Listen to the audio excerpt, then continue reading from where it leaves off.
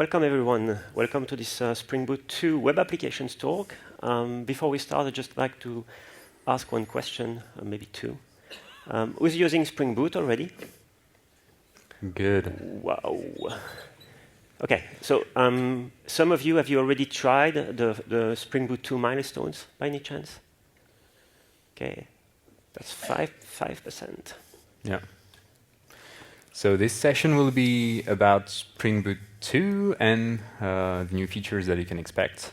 So obviously the new features in Spring Framework 5, if you've attended a few talks about this, it's mainly about a JDK 8 and JDK 9 story and a pretty new trend, which is reactive programming support with Spring WebFlux.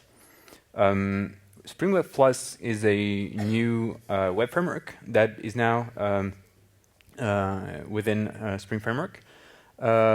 This is not an old versus new comparison, so you don't need to like rewrite or replace your existing Spring MVC applications with WebFlux. It's actually a story about approaching new use cases and implementing those with Spring Framework. So we'll see why. Go ahead. Sure. So typical application these days, we want to make sure that those who have a very good connection, they get like constant feedback, they don't have to refresh, that the service pushes data to it. So we want really a great user experience for those. At the same time, the applications have more and more mobile clients, and sometimes the network can be a bit crap, so you end up with having a lot of mobile clients trying to contact your service. And what happens if you don't get an answer fast enough? You hit the refresh button, and you know what happens on the server side with a traditional approach where you get a new thread being responsible to handle that request. At the same time, we have more and more distributed services. So to serve a particular request, you may have to contact multiple services, combine the responses from those multiple services, and sometimes a service can be slow. So there's also latency on the server side. So if you combine all those factors, so the fact that you push data to a persistence connection, that also takes quite some resources on the server, slow clients and slow backend services, your server goes like this. And that's where reactive programming can help you, and WebFlux in particular. Yeah, so we often get the question about how does that improve scalability, because that's one of the first use cases that you can think of with reactive in Spring. You can actually, there's a different threading model there. In Java, we're quite being used to comparing, doing asynchronous stuff with a thread pool and offloading work to a thread, each task to a thread. And within a web application, you often think that one thread equals one request, and that's it. So that's a model that's working pretty well. And in many cases, it's performing really well. But in the case that Stéphane described, especially with a lot of latency in remote services or with slow clients, when you've got the response ready in your application, and you're just trying to push that to the network, but the client is so slow or the network's so unreliable that you can't write the bits to the network properly. You just have to wait, and you're just wasting a thread, not doing many interesting things for your application, right? So there's another way to deal with that as well, and that other way is using non-blocking I/O. So you should not block at all when reading and writing I/O to the network, for example. So it's doable. You can do that within the Java platform using NIO selectors or other ways, and that's more or less what we're doing right now with the runtimes we're using with Spring WebFlux. So it's different. It's got different constraints. And you're relying on way less threads, but it's a different number, a different model, and it's providing like very good things for scalability. But that's not the only thing that's providing as a use case, right? Right. The other thing that reactive programming in Spring can provide is using types like mono and flux. So those types, they allow you to, first, they're a part of Project Reactor. There are part of a reactive streams implementation. of that spec. And those types, so they allow you to leverage that reactive stream spec, and at the same time, they give you a nice reactive API. You can compose. You've got many operators, and it's super useful to do very complex things that you somehow can do with imperative programming, but it's much, much harder to get it right with concurrency, atomic, whatever. So this, and especially for streaming use cases, where good luck trying doing that with our regular API. So that's another very good point about using Spring WebFlux. If you're in that case and trying to compose many things asynchronously and in an unblocking way, then that should definitely help. Okay. Done. Right. So what can you expect from Spring Boot 2? So what we've briefly described, and now we'll get to interesting bits with the live coding, the demo, is new options for you, right? So it's not about an old version versus a new version. It's about new choices. And what you can expect from Spring Boot 2 is to give you the same developer experience with those new choices. So everything you know from Spring Boot 1.x, developer tools, the actuator, the packaging system, the configuration support, all that has improved in Spring Boot 2, but also those new paradigms and those new ways of developing applications are now also supported. So to illustrate that, yeah, we'll build on a very simple application. So the use case that we are trying to demonstrate, and we have several demos about that. Don't worry about the code. We'll provide a link after. And there is one commit per demo. So if you're lost at some point, you can go back to a particular commit and look that at home. So we have zones, and those zones basically have smart sensors, which reports power consumption. And for the sake of that demo, they do that every 10 seconds. So every 10 seconds, you have like a bunch of devices pushing to a main aggregator service their current power consumption. So that's the slow client part that we were talking about, the fact that the sensor may be on a slow network and they're like hammering your server, and you need to be able to handle that load and basically get those numbers and provide a service for that. On the left-hand side, we have an operator, and what the operator would like to do is to have a vision of the power consumption on a zone. So for that, we have a very simple dashboard application that we are going to build now.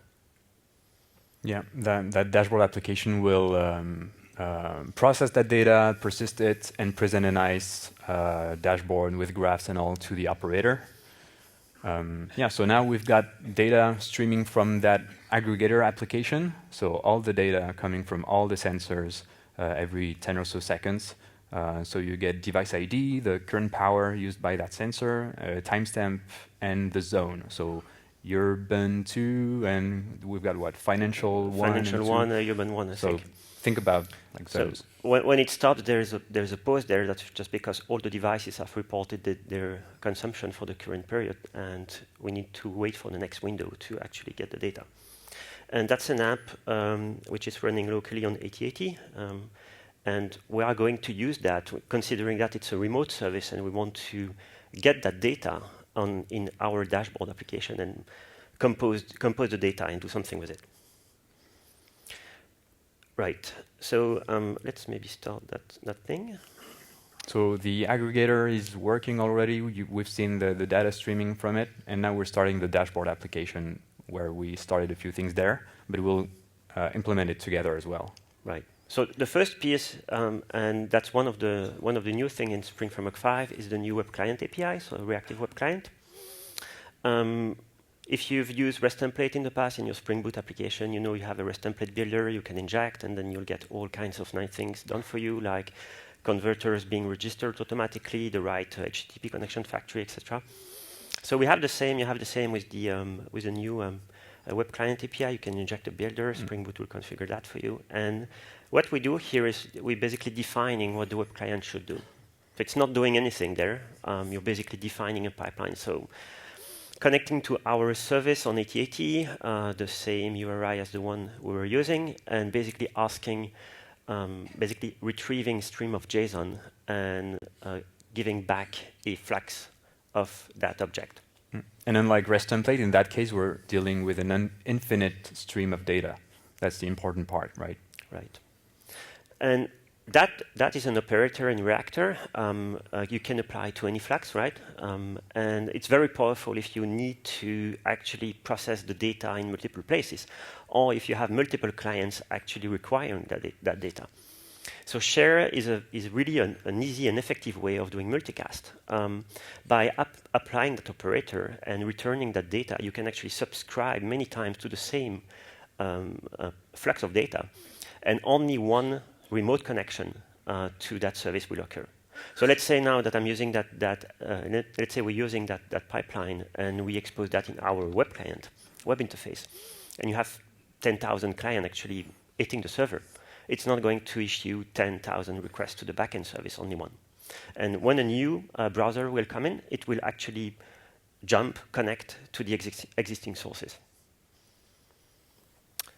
So that's the first thing. Another thing we were discussing about the operator that we have in Reactor, and maybe Brian, you want to explain what that does? Yeah. So the service Stéphane showed was the measure collector. So we're getting that data stream from the aggregator application, and once we've got it, we'd like to do a lot of operations on those. We'd like to collect them, sort them, and then store them in a database. So you can think of that as complex operations, but if you look at this, we're doing a ton of things in a few lines. So if you look at, so we're getting the raw flux of measures here, and then right next to it, we'd like to window. We'd like to buffer things and then group them by windows. So there are many ways to group them. You can window by time, with a duration, a timeout, something. And here, we'd like to window and make sure to buffer many measures until the timestamp changes. So we're grouping them by timestamp and as well by zone ID. Once we've got that, we've got small windows. So each window is the collection of measures for a given zone and a given timestamp. And for each of those windows, then we're computing data for it. So in that case, we're reducing all those measures in a single value that's computing the total number of devices and the total power consumption for the whole zone. So we're doing that for each window, and by the end of that, you get a flux of those power grid samples, so a sample of measure for a given zone and a given timestamp. And once we've got that again, we stream that into a reactive repository, and this is getting stored into a MongoDB database and streamed back at us, so we can return it in our method here. So we're doing quite a lot of stuff, and we could do even more advanced stuff like timeouts, handling retries if something goes wrong, etc., etc. So we'll show the initial page in a minute, so the page that you see when you look at a particular zone, and then you can see that we use that. So what we do is, on the MongoDB collection that we have saved, we're basically asking for the last 40 items, so that's the last 40 measure for the zone. And then we, based on that, we basically return the model and a view, and we'll see that in a minute. So right now, if I'm connecting to the app, I can see that there's nothing, right? So the usual error page support that you have in Spring Boot. So let's add a page, and for that, I'm going to add an extra mapping. So mapping on /, and then I'm using the rendering API. Yeah, you can think of it as the equivalent of model and view in Spring MVC. So rendering, you can specify the view name, like you do with model and view, add model attributes, and build it and return it. But in that case, the tricky thing is, you think we're getting a flux of zone descriptors here from the repository, and we're giving that to the model. And how would the template engine react to that? It works, right? We'll talk about it, I think, a bit later, but it works right now, even though we provided a publisher to the model. Right. So if I'm looking at one of those, then I can see these are the measures that I've collected so far, and one of the problems, of course, is this graph does not update itself. So if I wait long enough so that the next 10-second window appears, then I have an updated graph. So we'll update this part, obviously, to upgrade the graph itself. What we're doing on that view, that other view, which was already implemented, we're fetching that data from the database, the last 40 or whatnot measures, putting that into the model and rendering the page. That way, right? And providing the list of the current zone, the information for the current zone, and the latest samples for that. And we're rendering that into using a client-side library for graphs. So that's Thymeleaf. It's usual stuff, right? So you put stuff in your model with a certain key, and then you can use that in your view. Right. Then I can ask for a zone that does not exist, and I get this wonderful error page again. You probably know, if you've used that feature, that you can actually create a default error view with Spring Boot. So all you have to do is to create an error package in your templates or static asset directory. And once you have that, you create a page whose the name of the view, matches the HTTP status code that you want to get, and then we will use that. So this is something that you could use with Spring MVC. We port that to WebFlux, and that's basically the story, is everything you've been using so far in Spring Boot 1.x. If you decide to go with new types of applications, we got you covered. Right. Okay, so the part about templating engine support. So when we provided a publisher type to the model, since this is a reactive type, there's no way the current templating engine can support that. They're not aware of this. So what we do is, for any templating engine, the Spring WebFlux framework is asynchronously getting those and providing the actual values to the templating engine once they're resolved, and then the rendering happens in an asynchronous way. And what we haven't touched on until now, I think, all the things we say and show when there's a flux involved, it's always reactive, and it's not only asynchronous, it's always lazy. So all the stuff that happens, it only happens when there's someone asking and subscribing to the data. So in our case, the whole thing subscribing, the whole chain is an HTTP client, here a browser, asking for data.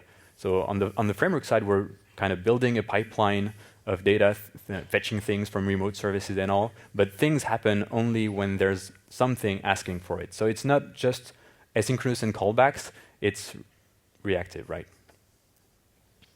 And in the case of Thymeleaf 3, the Thymeleaf team did quite a lot of work right after and during Spring 5 milestones and before.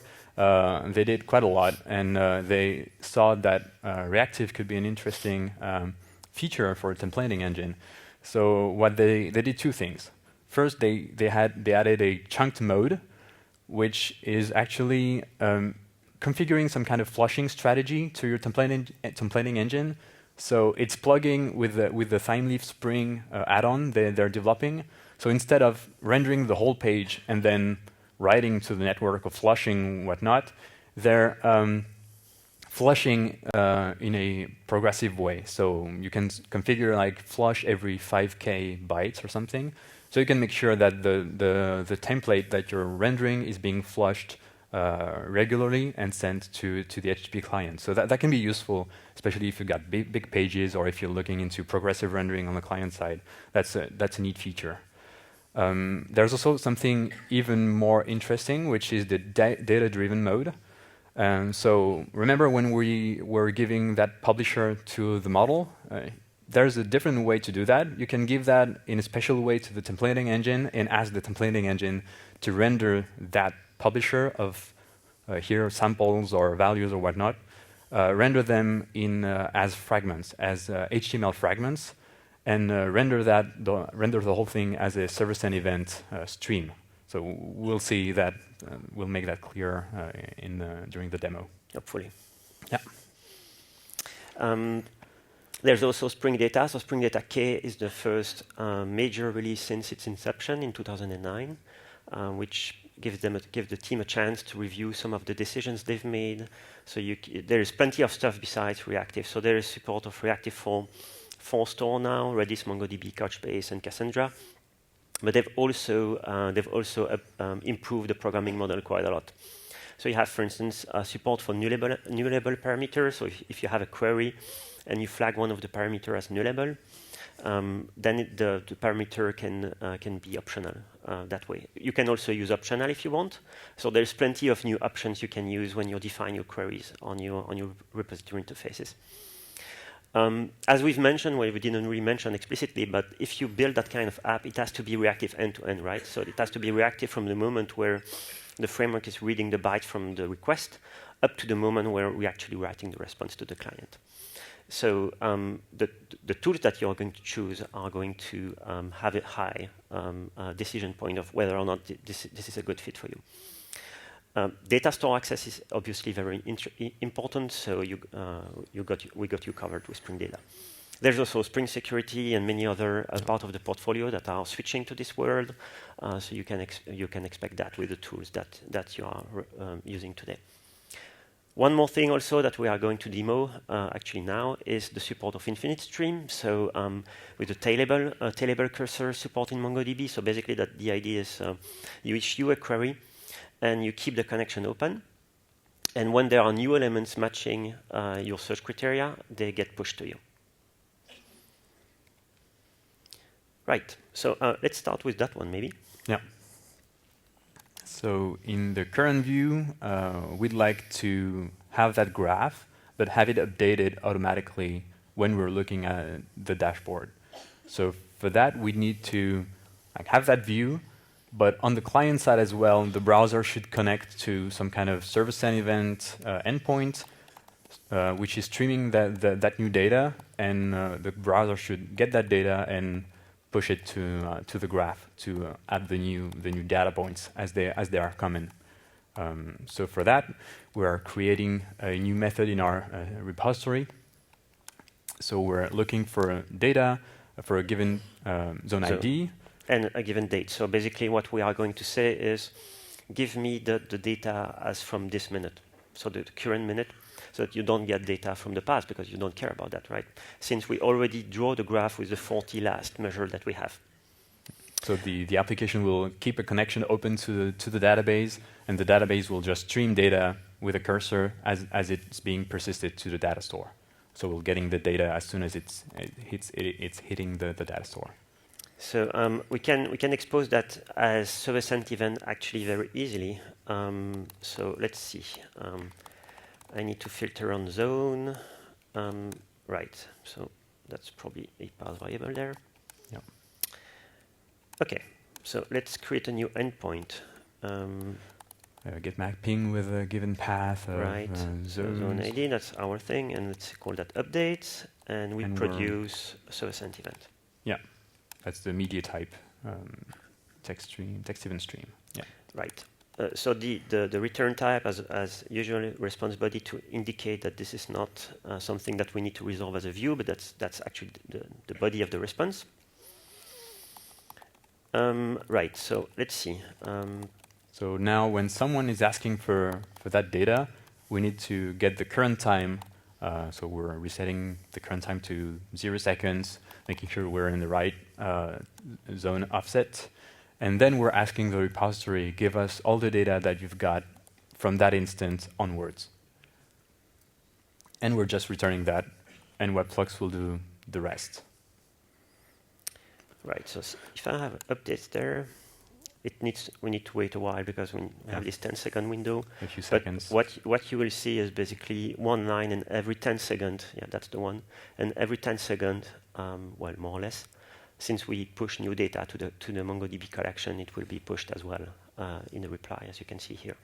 So that's very, very easy to do. And once you have that, actually upgrading your client side to draw the graph automatically is very easy if you know JavaScript, which now I have the ability to demonstrate my JavaScript skills. So watch out, it's very, very impressive. There you go. I know that's the wrong run. Right. that's the one. So it's no library involved. We're just using the regular even source and getting that data and pushing it into the graph library that we're using. So every 10 seconds or so, the data should be streamed from the database, then application, then us, and then we push that data right into the graph. And we can see that actually in the network tab of Chrome. Let's see. Yeah, it's got updated one. Updates one, and then you can see the data, and then basically you get the idea. So for streaming use cases, it's really interesting because you don't have to deal with concurrency and reconnecting and all. It's way easier to deal with those types because Flux by itself is a stream and it can be infinite. So you don't have to have a special case for those. It's just the same. And we've not for the sake of the demo, it was not 100% correct because what you would have done probably is to actually share that Flux as well, right? So rather than creating that and returning it on request, which would actually issue a tailable cursor on the MongoDB database, if you simply share that as a field and you use the share operator, then you just get one connection to your MongoDB database for everything. Right. Next up is we want to show the mode that Brian was mentioning, the data-driven mode of Thymeleaf 3. Yeah. So what we want to do is we have this zone event there, which is empty at the moment, and we want to get some information about the system for the sake of the demo. And what we are going to do is to get our data, our initial data, and find out the sensor that are actually reporting a current consumption of 0. So let's say there's a power cut in the neighborhood. You want to know which sensors are reporting 0 because it should be normal or something. So if there are too many of those, you should be looking into that particular zone because there might be a problem. So in that case, instead of fetching data as JSON with an SSE stream, we wouldn't want, in that case, for example, we don't want to fetch the JSON and then do something with a server-side template, with a client-side template library or so. So here we'd like to just use the server-side templating engine and render HTML on the server side and just push things simply in the clients. So for that, we've got a get mapping producing server-side events as well. But in that case, where it's not a response body, we want to render a view. And the tricky thing here, we'd like to get the measures, only the ones with the power, the current consumption at 0. So we're filtering data on the fly. So remember, this is the same Flux that we are actually using to store the aggregated data. So it's the same Flux on the same remote connection to our remote service that we actually share between those two use cases. So and faulty measures, right? Yeah, whatever. And once we have that thing, we'd like to put it in a model, but in a special way. So there is this type that you can use from Thymeleaf to indicate that it should run in data-driven mode. And when you wrap your publisher into that variable, Thymeleaf will actually subscribe to it and render item. In this case, we want to flush every item. The default is 10, so I can actually ask Thymeleaf to flush every one item. Right. That's a semicolon. Well done. And once we have that, then let's have a look to our page. Yeah. So that box that's empty for now is a div with ID events, and there Thymeleaf is expecting an event stream publisher. Okay. So a collection of events here. So we could render that with the first render pass on our page, but in that case, we'll ask Thymeleaf to take that partial, that template fragment, and render it using the model attributes we're giving it. So here the stream of data, infinite stream of data, and we build that view with it. And in the end, we'll get a stream of HTML fragments rendered on the server. And on the client side, then it'll be way easier to add that data to our existing application. So if we go to that again, if you go directly to the raw endpoint, you can see that now Thymeleaf is ready. We don't have any faulty measure, so we can actually use our downstream service here. If you can see, so there is a simple endpoint where we can change the way power is generated. So let's say for that area, I'm going to say it's always 0. So all the sensors are going to report a value of 0, and then you can see that Thymeleaf is actually subscribing to that and pushing the data to you. So these are bits of HTML, and if I want to actually display that in the page itself, then I'll be able to demonstrate some of my JavaScript abilities again. Watch out. There we go. Boom. So what happens here is that we consume that server-sent event stream, and for each element, we basically append the HTML to the current page. And if we do that, it should work, or not. Yeah. There we go. Yeah. And I can see those being rendered, and I can actually click, and if I click, then I will basically see that something is seriously wrong.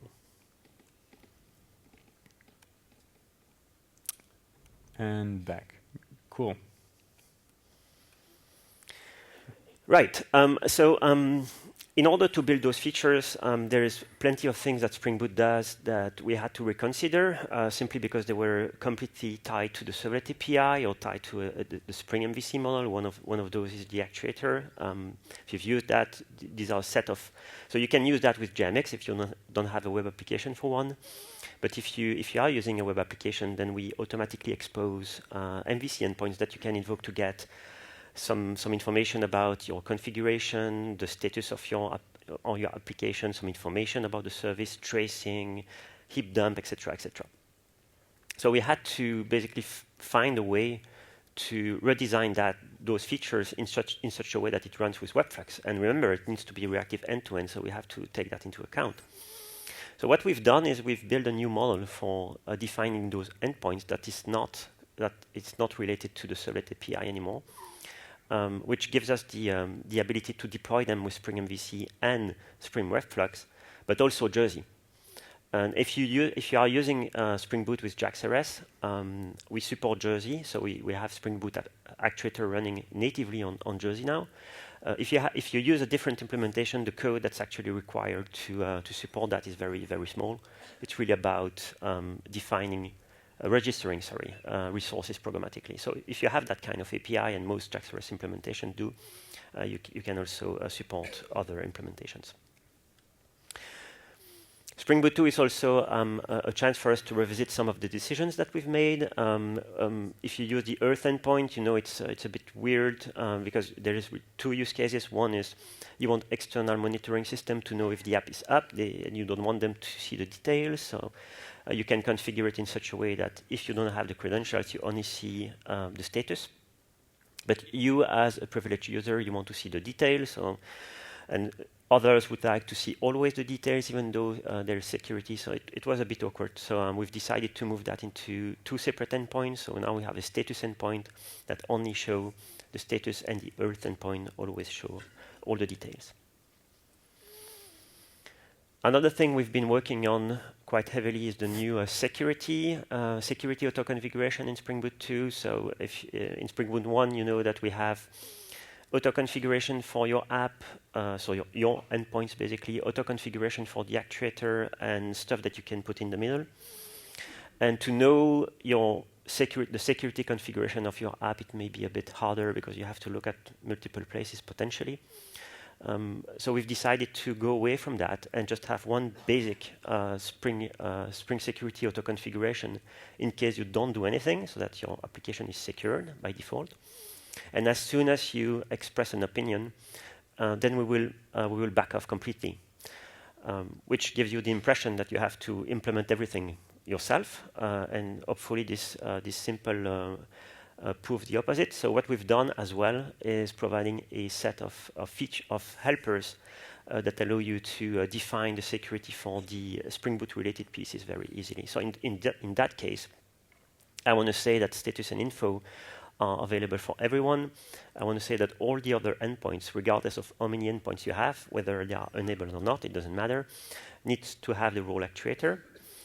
Then I want to say that everything which is static resources is available for everyone, and then you can start with basically your security config. And if you want to know what happens, you just have one file to look at. Yeah, go as well. You know also that Spring Boot has metric support. So in 1.5 or in 1.x, you have counter engage, a simple API you can inject in your services to report things, and we have a facility to export those metrics to some management systems. There is a new project actually that we've started to work on called Micrometer, and the lead of the project is basically has this catchphrase: think about SLF4J but for metrics. So this is an API that's independent from all the monitoring systems, with binding for many of them, taking care of the differences between them, because some monitoring system will not allow you to define your metric with a certain structure, other will have other limitations, and basically Micrometer will make sure that whatever you define is mapped properly.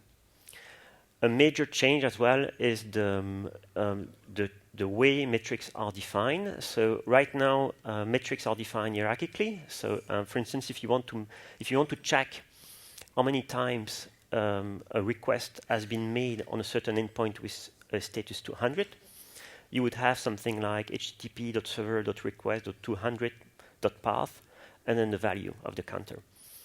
Micrometer moves to multidimensional metrics, so all you get is the name of the metrics, which would be HTTP server request, for instance. Then you can add as many tags as you want. So you'd have a tag which is method, which would be get. You would have a tag which is status, which would be 200. You could add as many tags as you want, and when it's mapped to your monitoring system, then you can use those features to filter and find the data you're looking at. So yeah, so with all those changes and all that, everything that Stéphane highlighted in the previous slides, so we realized there are a few changes in behavior with Spring Boot 2.0. A lot of people have been testing during the snapshots and the milestone phase, but we are soon hitting the RC phase, and milestone 6 got out quite recently. So please try things out right now. There's a chance to look at things before we're entering the RC phase.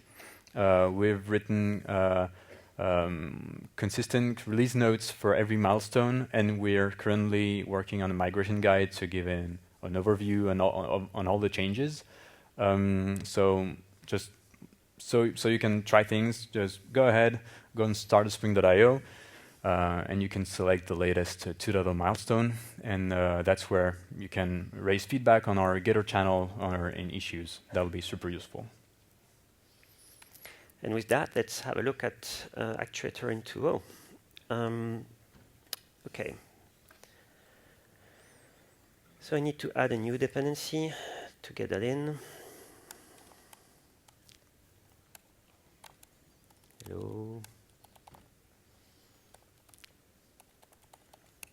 Here you go.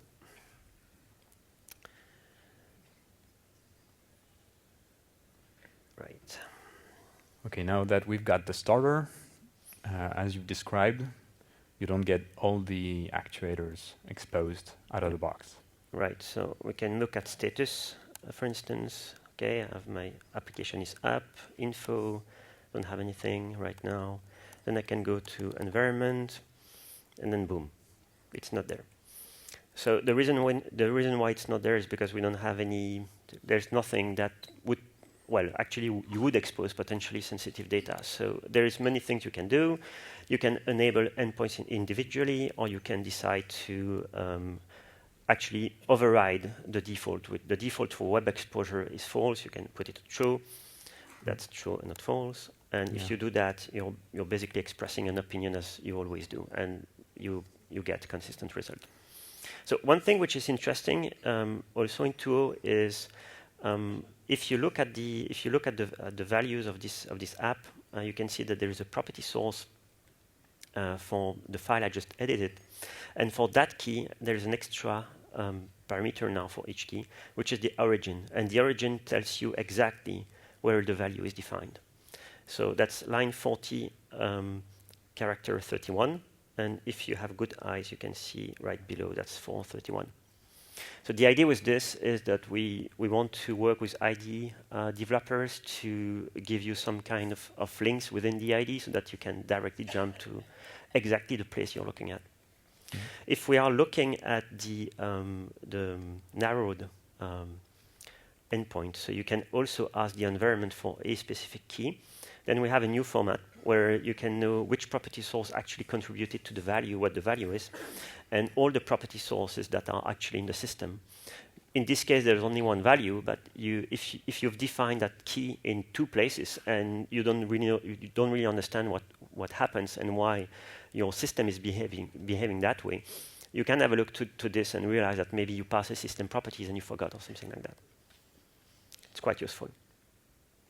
You can also access the Earth endpoint, and then we have the regular endpoint you know already.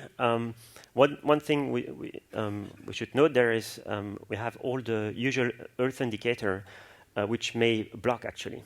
So remember we told you if you do that kind of app, it needs to be reactive end to end. So what happens, for instance, for let's say that disk space is blocking, actually it might be. For anything blocking really, because we don't want to penalize the whole application and blocking a thread because we have so few of those. For that, we are using a reactor operator to schedule blocking operations on a specific scheduler. So there are many choices, but we are scheduling things on an elastic scheduler, I believe, so that we're not blocking the Netty threads serving the actual requests, and we can safely do the blocking operations in a separate place.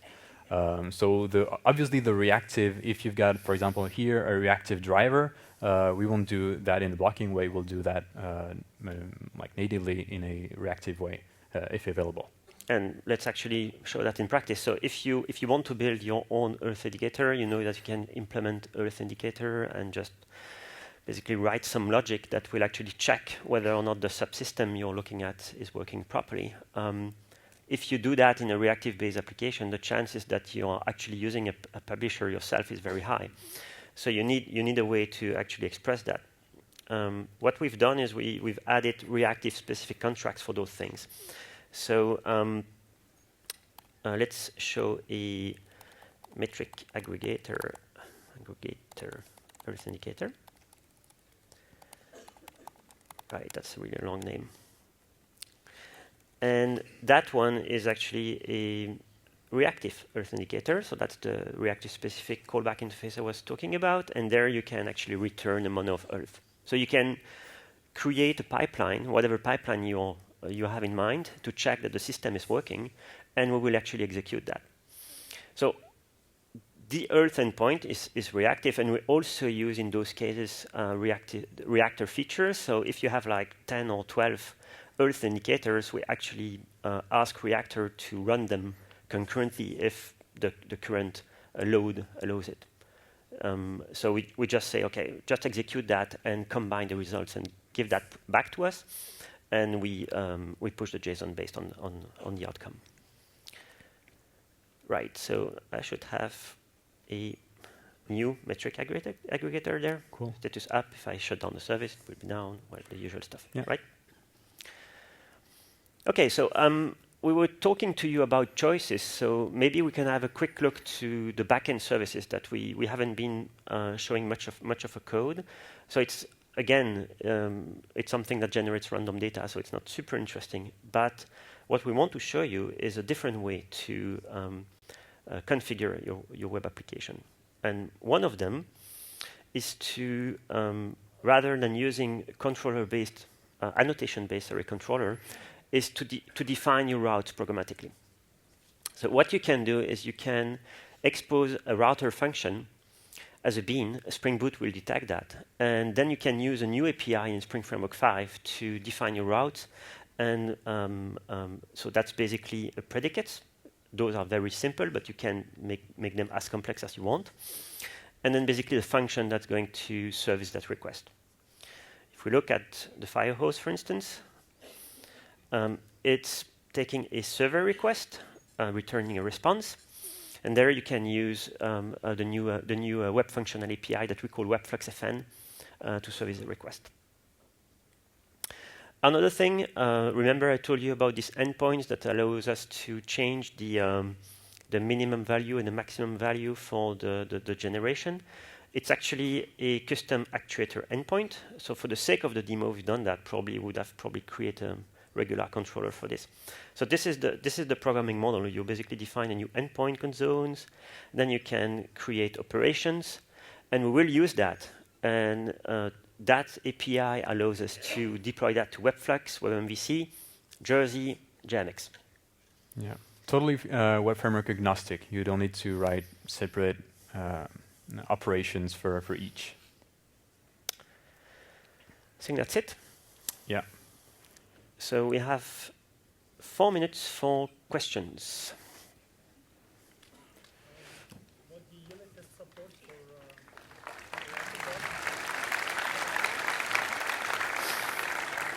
Thank you. Thanks. unit test support for new reactive? So the question is unit test support for the new reactive support. Yes, definitely something we didn't have a chance to show, but there are several things. One is a utility called step verifier that allows you to assert your pipeline. So you can run expectations, and the step verifier will subscribe to your publisher, to your pipeline basically, and make sure that everything works as expected. Yeah. There's also the web test client. So just like the web client you can use for like that we've been using during the demo, the web test client is a client that you can use to test your web application.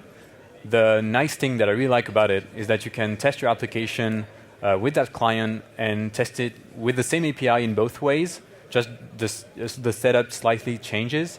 So you can either test your application just like mock MVC, no server is getting started during the test, so it's still an integration test, but no server involved. Or with a simple switch, you can flip the switch and ask the server to be fully started and test the whole application running for real. So that's a really nice API and a really nice way with good assertions to test your web app. There's also WebMVC test if you are using that. So WebMVC test that allows you to only test your controller, the slicing. In 2.0 you have WebFlux test, and it does exactly the same thing for reactive endpoints. Cool. Yeah, question here.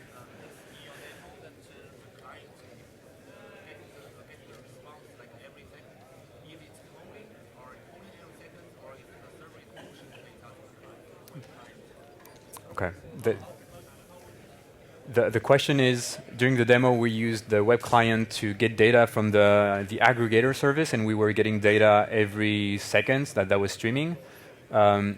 So is it polling, or is it getting data as it comes?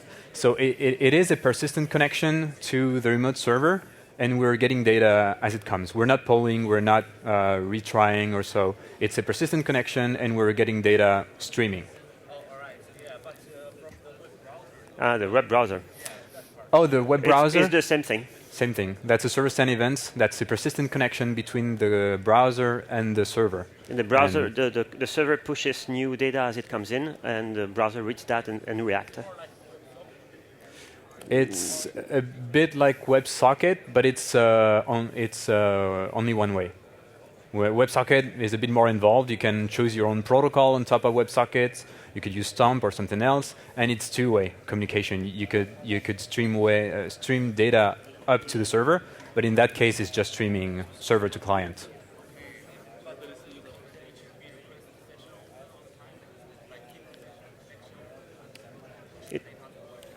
It's a persistent connection, so yes.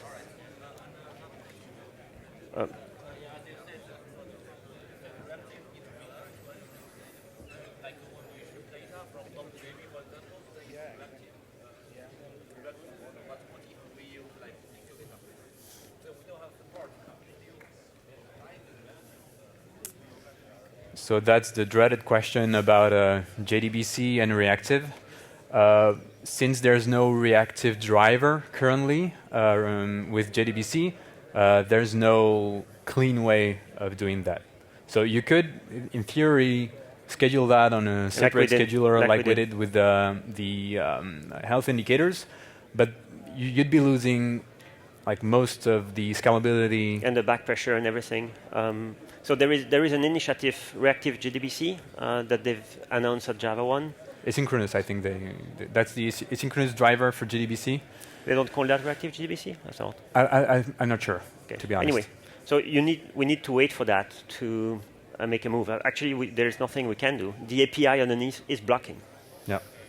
As soon as it's input stream, output stream based, you can't do anything reactive with input stream, output stream. It's blocking. And time's up. So thank you very much. And you can come if you have more questions. Thank you. Thanks.